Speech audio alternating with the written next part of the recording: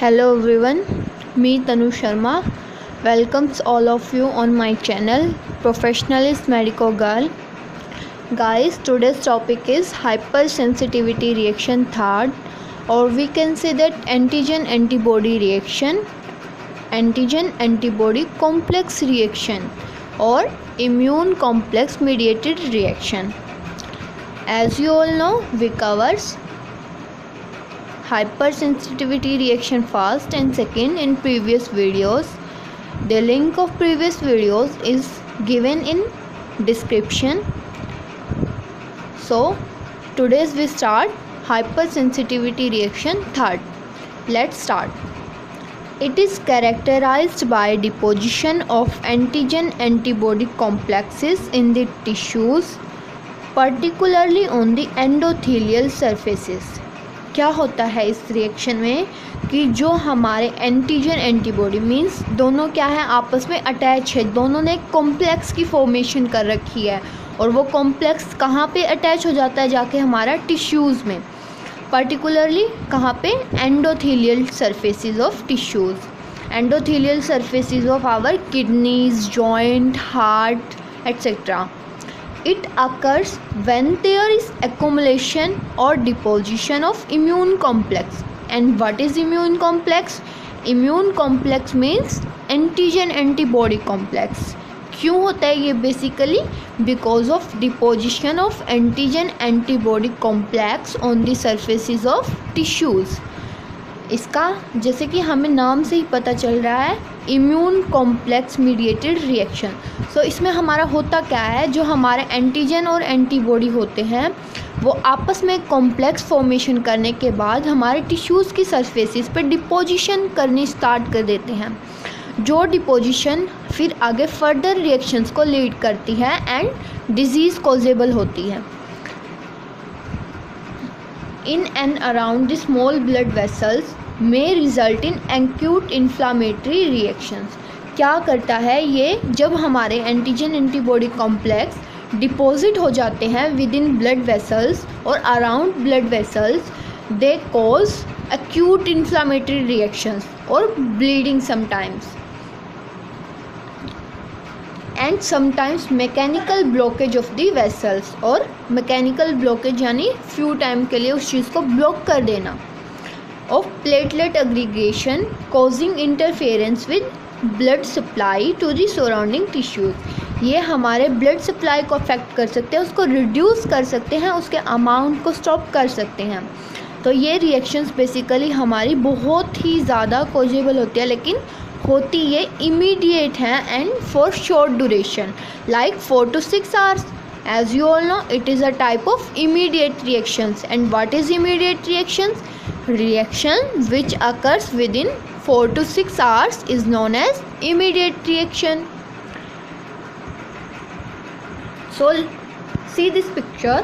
First of all, these are IgG antibodies, and antigen get attached to this antibodies and form a complex.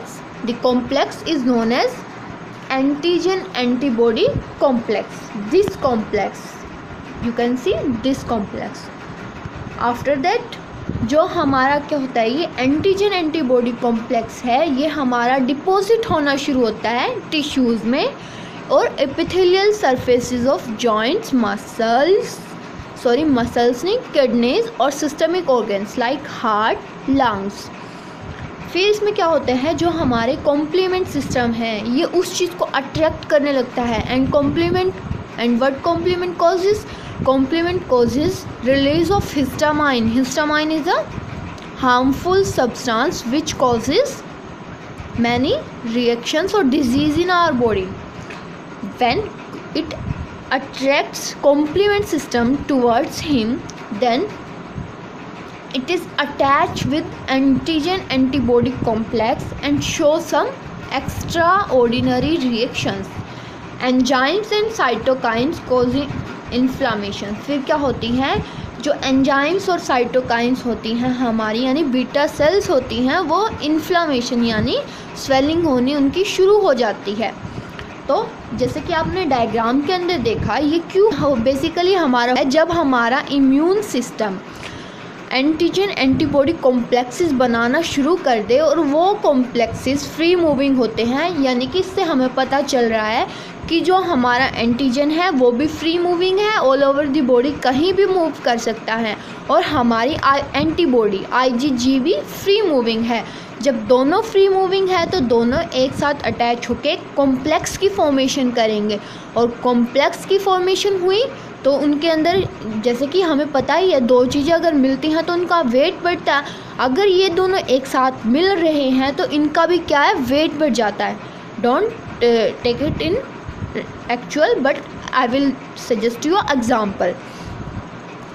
जैसे कि हमें पता है कि दो चीज़ें भारी हो जाती हैं, तो ऐसे ही एंटीजन एंटीबॉडी दो अलग अलग चीज़ जब साथ में एक कॉम्प्लेक्स बनाती हैं तो वो भी भारी होकर कहाँ डिपॉजिट होनी शुरू हो जाती है, हमारी epithelial surfaces of tissues of joints, heart, kidneys, lungs etcetera. उसके बाद ये क्या करती है, ये कॉम्प्लीमेंट सिस्टम को अपनी तरफ अट्रैक्ट करती हैं। अपनी तरफ अट्रैक्ट करेंगी तो वो उसके साथ क्या हो जाएगा, डिपॉजिट हो जाएगा, उनके साथ बाइंड हो जाएगा, अटैच हो जाएगा। और अगर वो अटैच हो गया तो उनसे क्या होएगा, हिस्टामाइन, सेरोटोनिन, ऐसे हमारे हार्मफुल सब्सटेंसेस रिलीज़ होने शुरू होंगे, और वो रिलीज़ होंगे तो वो क्या करेंगे, इन्फ्लामेशन कॉज करेंगे या डैमेज और any disease. After that this enzymes and cytokines causing inflammation, और उसके बाद क्या हो जाएगी, हमारी सेल डैमेज हो सकती है, सेल इन्फ्लामेशन हो सकती है। अब हम इसको टेबुलर रिएक्शंस में देखेंगे, इसकी tabular presentation. First of all, whenever increase in antigen exo and endo means it is present in our body or outside the body. Whenever increase in antigens, जब एंटीजन नंबर इंक्रीज होनी start हो जाती है in compare to antibodies, antigen antibody complex are found. उस time क्या होता है, जो हमारे एंटीजन एंटीबॉडी कॉम्प्लेक्स फॉर्म होने शुरू करते हैं। जैसा कि हमें सबको पता है कि हमारी एंटीबॉडी जो होती हैं वो एंटीजन के अगेंस्ट वर्क करती हैं, वो उनके साथ बाइंड होके उनको किल करती हैं। अगर हमारी बॉडी में एंटीबॉडी का नंबर ही कम हो जाता है तो वो एंटीजन को किल कैसे करेंगी। यहाँ हमारा क्या हो जाता है, ये एंटीजन एंटीबॉडी कॉम्प्लेक्स बन जाता है। उसके बाद जैसे कि हमें पता ही था कि जो हमारा इस रिएक्शन में एंटीजन और एंटीबॉडी है, both are free moving, they can move here and there in our body, so they move freely in our body system, get lost और deposits in basement membrane of tissues of various blood vessels. अगर वो ऐसे ही कहीं भी move करेंगे freely तो वो कहीं भी डिपॉजिट हो जा सकते हैं, कहीं भी लॉज हो जाते हैं जाके in basement membrane of tissues of various blood vessels. और अगर वो हमारी ब्लड वेसल्स पे डिपॉजिट हो जाते हैं तो वो हमारे ब्लड फ्लो को अफेक्ट करेंगी, उधर chemicals, harmful chemical histamine, serotonin को रिलीज़ करेगी, जो हमारी उस सेल को डैमेज भी कर सकती है, उसकी इन्फ्लामेशन कर सकती है, जिससे हमारी ब्लड सप्लाई इरप्ट हो जाती है। After that complement system activation, as you see in diagram, जब हमारा एंटीजन एंटीबॉडी कॉम्प्लेक्स बन जाता है वो क्या करता है, वो कॉम्प्लीमेंट सिस्टम्स को अपनी तरफ अट्रैक्ट करना शुरू कर देता है, उनको बुलावा भेजता है कि आओ मेरे पास। तो अगर वो उसके साथ आके अटैच हो जाते हैं तो वो क्या रिलीज़ करते हैं, harmful substances like histamine, serotonin, and this both chemicals are very harmful. They release some components which cause cell damage or inflammation. जो हमारे ये कॉम्प्लीमेंट सिस्टम के पार्ट हैं, ये C3, C4A, C5B, इनसे क्या होता है, ये हमारी जो वेस्कुलर परमेबिलिटी है, जो हमारी वेसल्स की परमेबिलिटी है, यानी उनकी जो पावर है उसको इंक्रीज़ कर देता है, ससेप्टिबल बना देता है उनको, जो लीड करती है हमारी कंडीशन एडेमा को। In this type of reaction antigen soluble, यानी कहीं भी मिक्स हो सकता है वो जाके, as well as antibody both are free moving. ये मैंने पहले ही बता दिया था कि इस रिएक्शन में एंटीजन भी फ्री मूविंग है, साथ ही साथ एंटीबॉडी भी फ्री मूविंग है। Now what are the types of hypersensitivity reaction? Third, it is of basically two types. First is Arthur's reaction and second one is serum sickness. जो हमारी Arthus reactions होती हैं वो क्या होती हैं, वो विदिन 3 to 10 आवर्स होती हैं। It is a local inflammatory reaction, ये हमारी लोकल ही है, इतनी सीवियर नहीं है। With particular involvement of blood vessels, इसमें कुछ ही ब्लड वेसल्स इंक्लूड होती हैं। It occurs following intradermal means ID और subcutaneous injection means SC।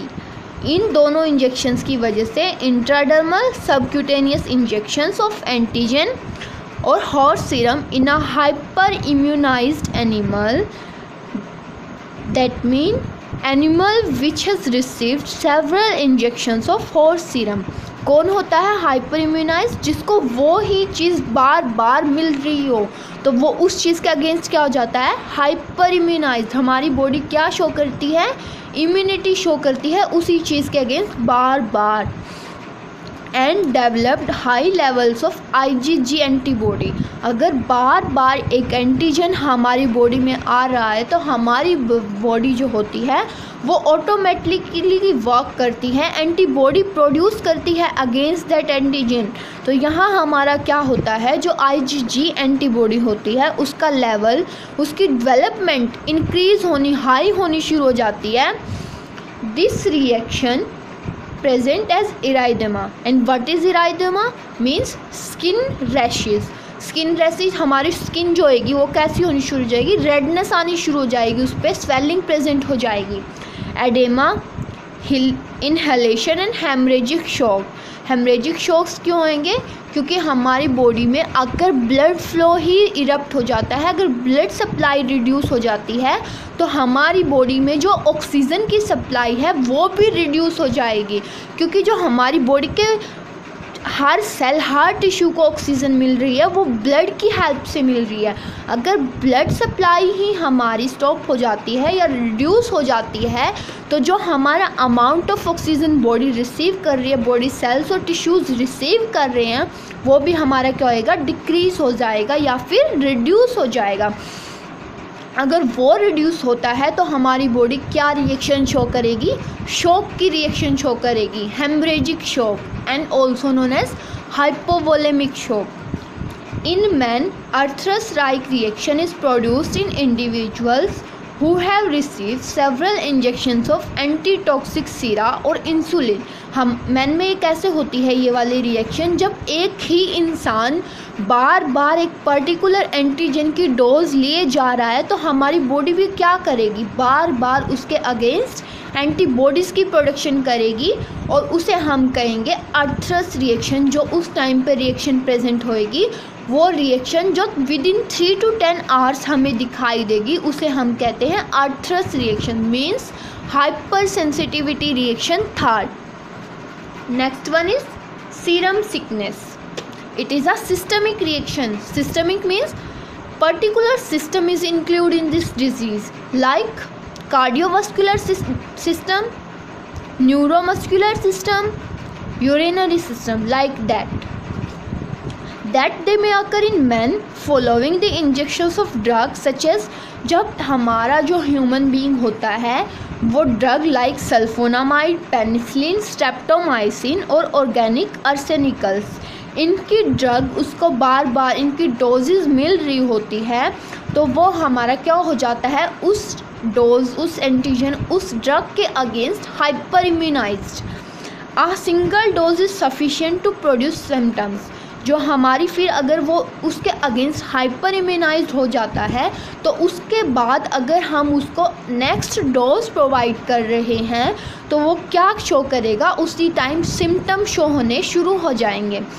The symptoms appear after 7 to 10 days and include the following। ये क्या होती है, ये हमारी थोड़ी लेट होती है, वो हमारी वेरी फास्ट थी बट इट इज़ लेट। इसमें हमारे सिम्टम्स होंगे, first fever, second one is lymphadenopathy, third one is splenomegaly यानी enlargement of spleen,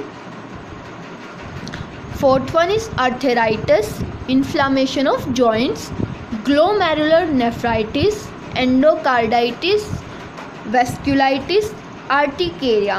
and what is urticaria? It is also known as hives. इसमें हमारे क्या होते हैं, स्किन रेसेस प्रेजेंट, जो कॉमन होते हैं, जो हमें बेसिकली हर किसी में दिखते हैं, वो रेसेस प्रेजेंट होने शुरू हो जाते हैं. Abdominal pain, nausea and vomiting, these are the symptoms of serum sickness reaction.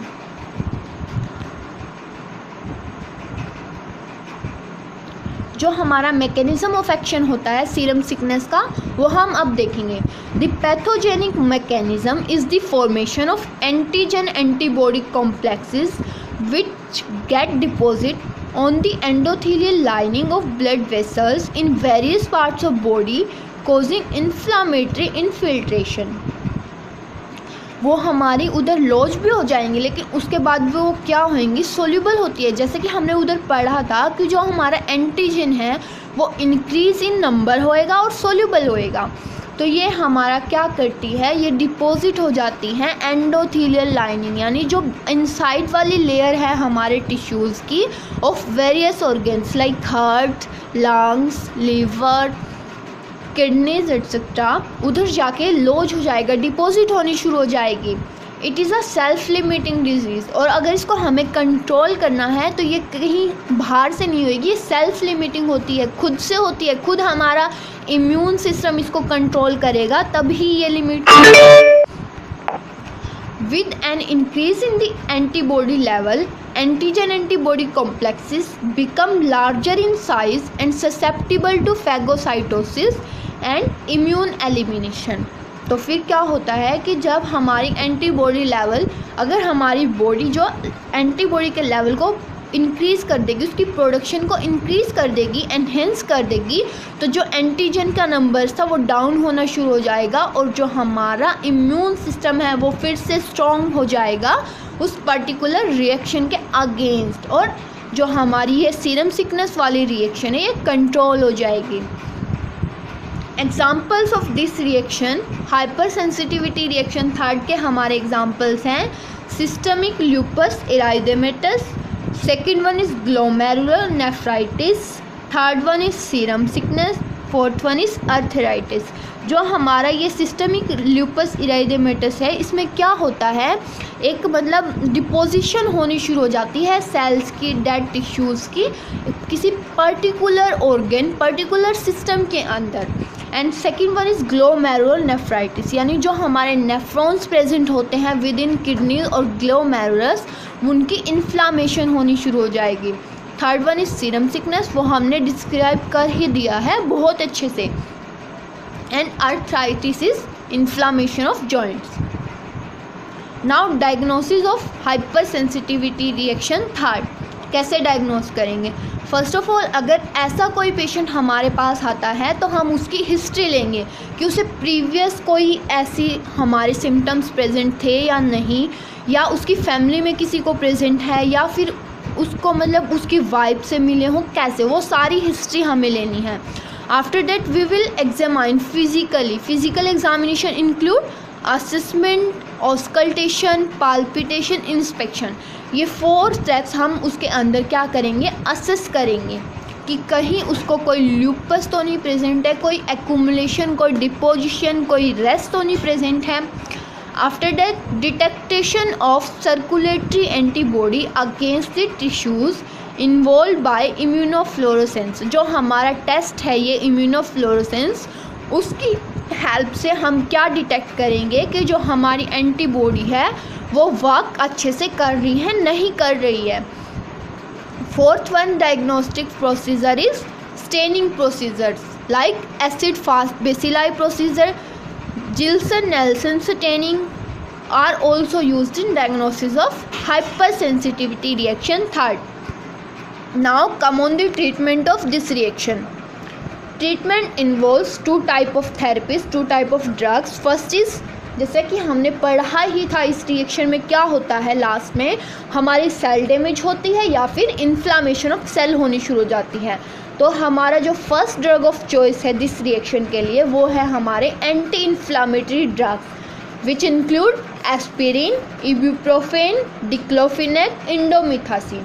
These are examples of anti-inflammatory drugs which works against the reaction inflammation. Second drug of choice is immunosuppressive agents, यानी जब हमारा immune system hyper sensitive हो जाता है, वो हमारी खुद की ही बॉडी के अगेंस्ट वर्क करना शुरू कर देता है, तो हम उसे उस टाइम प्रोवाइड कराएंगे immunosuppressive agents like cyclosporin, prednisone, mofetil, tacrolimus. ये हमारे ड्रग हैं second line drug. First line drug are anti inflammatory drugs. Guys, hope so you will learn this very carefully. This is very interesting topic. If you give interest in this topic, you learn more and more. So keep learning always, keep cooperating me and learn a lot of things. If you like this video, share this more and more with every medical personnel so that they also get very effective knowledge. Thank you all for your cooperation. If you wanna more, then follow us on Instagram. Our ID is as Health Profession Facts 9. So you can follow, and the link of previous videos is in description. Check out and learn them also. Thank you all. Thanks a lot.